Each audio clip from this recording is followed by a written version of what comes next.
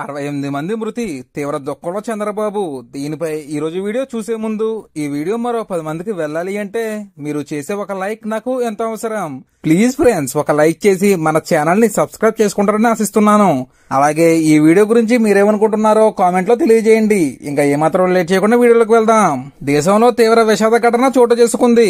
Africa నుంచి ఉపాధి కోసం గల్ఫ్ దేశాలకు వస్తున్న శరణాగతులు వలసదారులతో ప్రయాణిస్తున్న పడవ మెయిన్ తీరంలో మునిగిపోయింది. ఈ ఘోర విషాద ఘటనలో 68 మంది మరణించగా మరో 74 మంది గల్లంతయ్యారని ఐక్యరాజ్య సంస్థ వెల్లడించింది. 12 మంది వలసదారులు మాత్రమే ప్రాణాలతో బయటపడ్డారని స్థానిక వార్తా సంస్థలు వెల్లడించాయి.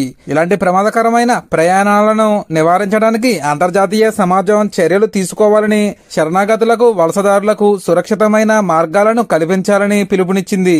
ఈ ఘటన ఈ ఏడాదిలో ఇప్పటి వరకు మెయిన్ తీరంలో జరిగిన అత్యంత ఘోరమైన ప్రమాదాల్లో ఒకటిగా నిలిచింది. ఈ విషాద ఘటనపై భారతదేశంలో నాయకులు ఒక్కొక్కరిగా స్పందిస్తున్నారు.